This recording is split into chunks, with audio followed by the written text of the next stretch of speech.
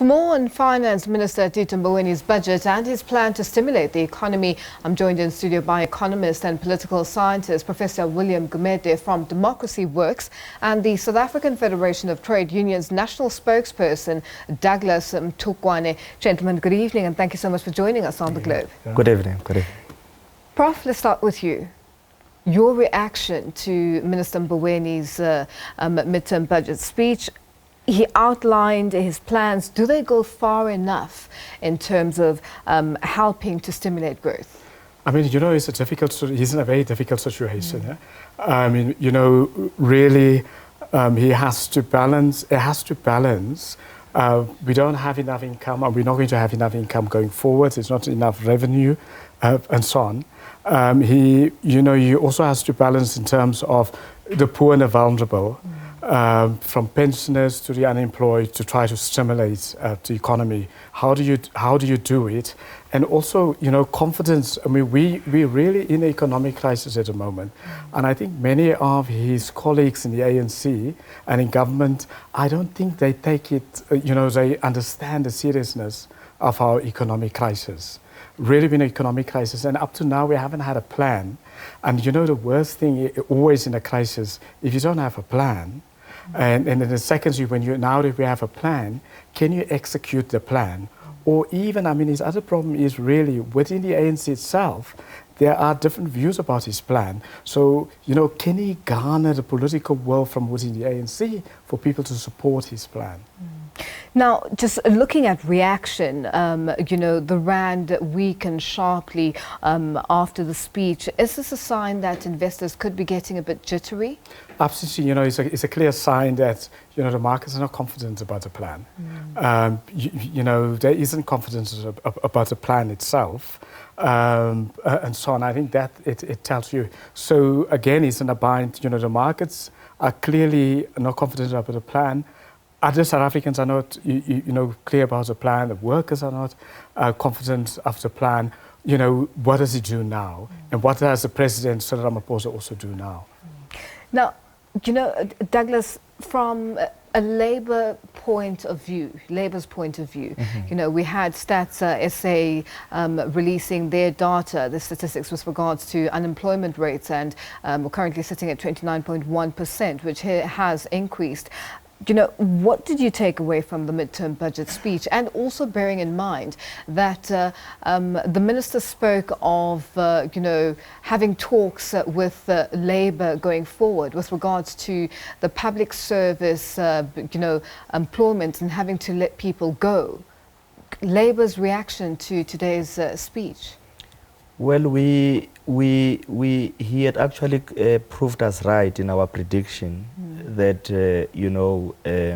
his speech in actual fact, poses serious challenges for ordinary workers and the poor in our country. You know, he had admitted, he started off well when he said that, the cupboards are empty, and we were anticipating that he will actually move with speed to shake the tree and to bring about the real changes. Because what we have seen today is actually a continuation of the trajectory that has actually failed since 1996, the 1996 economic trajectory. He is just continuing with that, which is not a very good thing. You know, in Sanity, we've said with other labor organizations and workers' organizations, we've said that the challenge that we have with this government is that they repeatedly do the same thing and then they expect, different results. It simply would not work. What plans would you put on the table? You're going to be sitting down as Labour with the minister, and you say they keep, the plans are shaking the tree, but not much is happening. What plans are you bringing forward? Because it's very easy to just point fingers and say, this is not being done, this hasn't achieved anything. But what are you bringing forward with regards to assisting government in ensuring that, jobs are created, people don't lose their jobs going forward? Well, what we are proposing is for us to have, for instance, a solidarity tax and a wealth tax where the super rich and the billionaires would be taxed to subsidize the poor. And also we are proposing that we are actually worried about the information that we were given by the very officials at Treasury in terms of procurement, wherein they are saying that 35% is actually of procurement funds are getting lost there. They should actually get their house in order, because there's a lot of money that is flowing out. Also, their friends are involved in, in illicit, tax, that leaves illicit cash flows that leaves the country. We need government to have stringent policies around those issues instead of blaming the ordinary people. In fact, if you also look at the wage bill, it's right at the top, and they want to punish the ordinary working people for the decisions that were the wrong decisions that were taken by the neoliberal framework in this country, which is a serious problem that we need to address. Now, Prof, potentially looking at a downgrade from Moodys. So far, they're the only agencies that have kept our rating basically at investment grade alive. Are we likely going to see a downgrade coming?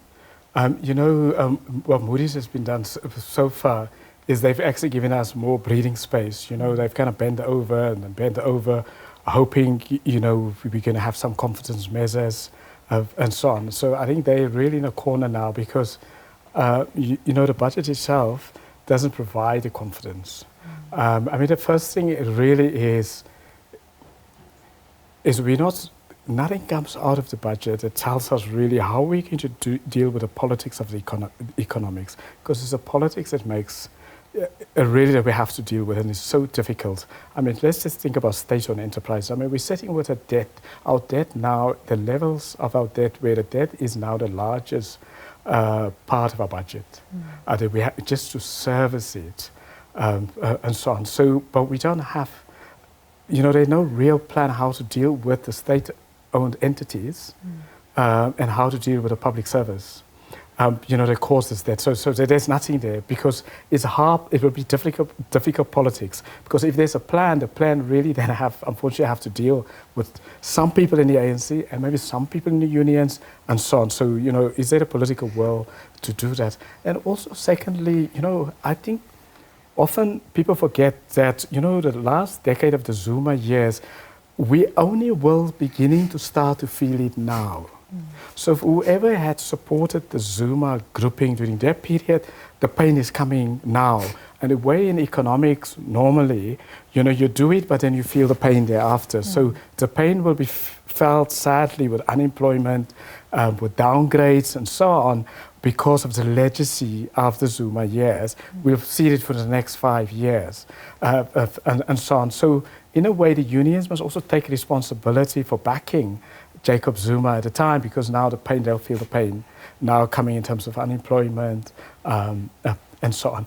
I think really what we need really a big confidence measure, which is missing, should have been what to do with the state-owned enterprises. So maybe we don't, politically, of course, very difficult to privatize it totally, but what we need to bring is at least some kind of capital, maybe partial privatization, but not only partial privatization, but also skills, and that's again is politics, because what's the point of trying to change it if you have the same management and you can't fire people because they connected politically, you can't fire them. So really difficult political decisions doesn't come out of the budget. Now, Douglas, are you happy with some of the cost-cutting measures, that were announced, which are mostly directed at government officials? Well, I think they are shifting the blame. They should start, correcting. Government should start putting in place, more efficient means of ensuring that these sort of things do not happen. We're in the situation. We're in an economic crisis. When you say putting plans in place, but, what exactly do you have in mind? The Prof has mentioned that, the plans are there, but there isn't really much action that is taking place. And just looking at mixed reactions from economists, from analysts, from opposite political parties, opposition parties, what plans should be put in place? Well, what we are saying is that we need a pro-poor economic policy or trajectory that is truly emancipatory, because the trajectory that we have been on since on about 1996 has actually been very disastrous for the working people of our country. So we need a complete overhaul, a shift of economic policy that would address the situation, a truly emancipatory project in our view. Now, looking at just thinking of a complete overhaul, Prof spoke about the effects of, changes during the Zuma era and the fact that we're only feeling the effects now. How does government get it right? Well, government has got a responsibility towards its citizens. For instance, the issue of Eskom. There is this whole issue about the unbundling of Eskom, which is actually a way of opening, the gate or for private people to come in and actually privatize Eskom at the behest or at the expense of the workers. So what we are saying actually is that the workers of our country have got a right to electricity. Electricity should not be a commodity. So we are saying that people must come before profits, essentially. Now, let's speak about, state-owned entities. It's Eskom, it's SAA. There's a number of them. Mm-hmm. The plans that are in place currently don't seem to be working. What are you suggesting in terms of Eskom, for instance? There were announcements made by the minister and, the divisions being split and everything. What are your plans? What are you putting to the table? Because it's very easy to sit and basically say, this shouldn't happen, but also, this shouldn't happen. What are you bringing to the party to say, listen, this shouldn't happen. Eskom shouldn't be disbanded. It shouldn't be privatized. SAA, the same thing. How does the minister and government get it right in terms of ensuring that these state-owned entities make a turnaround and start making a profit? They should stick to a program of creating a developmental state. They should ensure that we've got an emancipatory project, that we move away from the neoliberal economic trajectory that has characterized government policy since 1996, because clearly it has shown, since around that time that it does not work. So we need new interventions which are very emancipatory in our view. Now, gentlemen, let's speak about the issue of the possibility. It looks like basically right now, municipalities, local municipalities are going to suffer with regards to, not getting monies in terms of what is needed for the people on the ground. And this is basically going to affect service delivery in some way or the other. How do we deal and how do local municipalities work around this situation and ensure that they're able to continue with service delivery and giving the people what they need on the ground? Let's start with you, Prof. Yeah, I mean, because, the municipality in our constitution, actually, they the coalface, they do the delivery. But about more than 40% of the municipalities are dysfunctional. I mean, they don't work, they don't deliver the services and so on. And there may be another third also is just uneven, Jay. They also, they're not really effective. Now, again, that is where the politics come into the political will. I mean, we know, the municipalities across the country are normally, often incompetent cadres, political appointees are made. And we know the political appointees, in most cases, don't have the capacity. So if you want to do economic reform, you have to start there to actually say, well, actually, we're in a crisis. Let's get rid of, incompetence, even if they're politically connected. Unfortunately, most of the people who are incompetent are politically connected. Yeah. The second thing is to deal with corruption. I mean, historically, if you look at the research, the countries since the Second World War, even if we just take 10% to 15% of the corruption, if we clean that, just you have to think about public sector corruption, only 10 or 15%, it may actually give us a 1 to 2% growth. I mean, it really is as dramatic as there. So do we have the political will to deal with corruption? Because we have to deal with corruption in the procurement. I mean, can we say no incompetent business will get contract, no connected business will get a contract? If you need political will for that, you can make all of the statements. The finance minister can make statements. The president can make statements. You can't change the economy through statements. You have to execute, and when you execute, you have to make tough political decisions. You have to fire a couple of people. You may have to close down a couple of state-owned entities. They may actually even have to say, because we're in a crisis, let's just stop black economic empowerment, because we're in a crisis, because it's so corrupt, and so on. So we really need something absolutely drastic. Otherwise, we're going to, we're not going to move forward. Douglas, your response to that? Well, absolutely. Take, for instance, the question of the debt. When Minister Pravin Gordhan spoke yesterday, he was not sure whether the debt stands at 450 billion or 500 billion. There was uncertainty. So I think there is a lot that the government has got to do right. They cannot continue on the same trajectory that has seen massive unemployment, that has seen a growing number of of people being retrenched, of losing their jobs.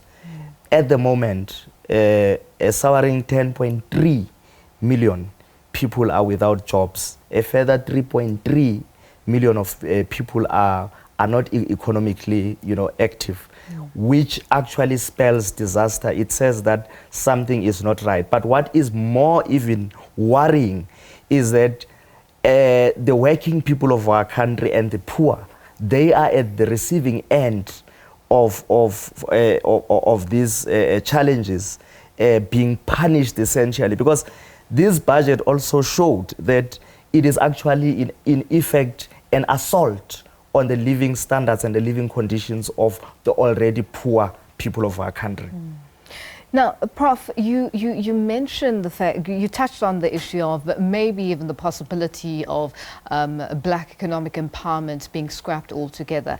I was listening to one of the analysts, and they were speaking about how the possibility of just changing that situation where back in the 90s, a lot of, and I think it was the president, if I'm not mistaken, at the Women's Business Forum yesterday, where he touched on the issue of how back then in the 90s, when when we got freedom from 1994 onwards, black business people were looking at entering the business space and buying stakes in different entities to this is where black economic empowerment came in, and how this should change now going forward, maybe, and looking at black business owners or business people, entrepreneurs, setting up their own businesses and growing them.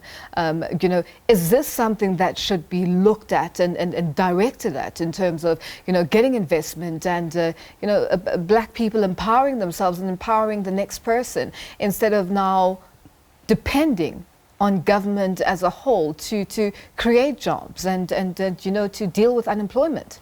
Yeah, because I'm afraid it's very, very sad, but I mean, black person is now on their own.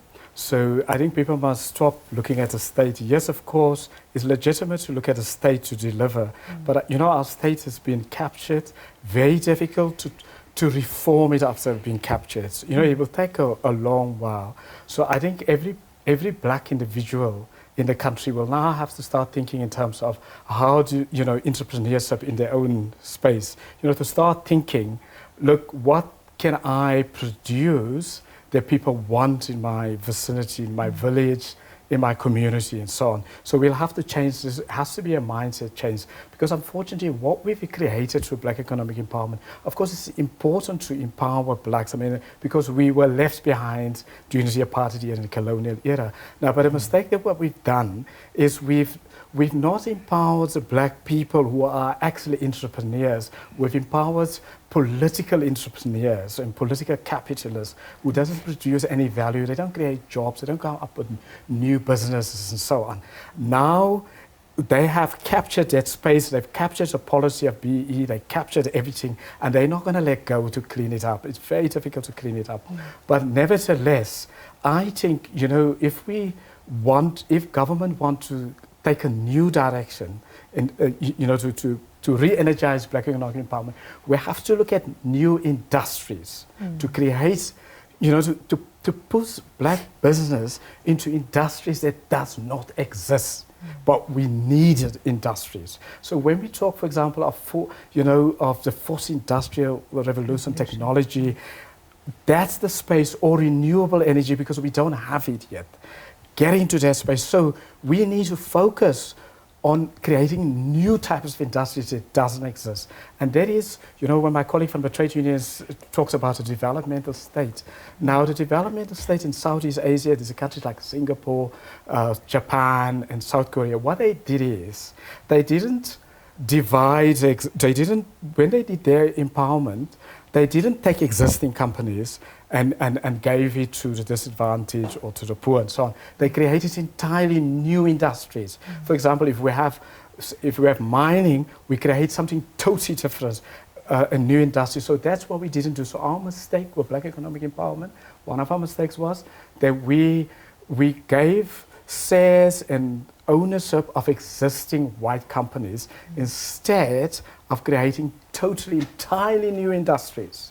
And that's really where we have to go. And then secondly, we should not at all costs give anything to politicians. Don't give business to politicians. Don't make politicians CEOs. Don't put them on the boards. Get real competent people here. Because the crisis of the economy, why are we struggling? The way our economy works now is that, you know, there's a misallocation of human capital, of talent. So talented black South Africans, talented white South Africans are unemployed, are not in the positions where they can make a difference. And then the people in the positions that can make a difference, they're often incompetent cadres, and they cause even worse problems and more unemployment and less growth and so on. Douglas? Yeah, well, absolutely. The only people that are rejoicing today over the budget are your rich and privileged. We are repeating that this budget was an assault on the living conditions of ordinary workers and the poor in this country. And we would want to see a complete overhaul. We would want government to desist from a trajectory that has failed since 1996 and implement an economic and a monetary policy that would favor the ordinary people and not only the rich. That is our position, and we think that the minister would take heed to that. Gentlemen, thank you so much for joining us this evening. And that was Professor Political Scientist, Economist and Political Scientist, Professor William Gumede for Democracy Works, and South African Federation of Trade Unions National Spokesperson Douglas Mthukwane with their reaction with regards to the medium-term budget speech by Minister Tito Mboweni, joining us live in studio.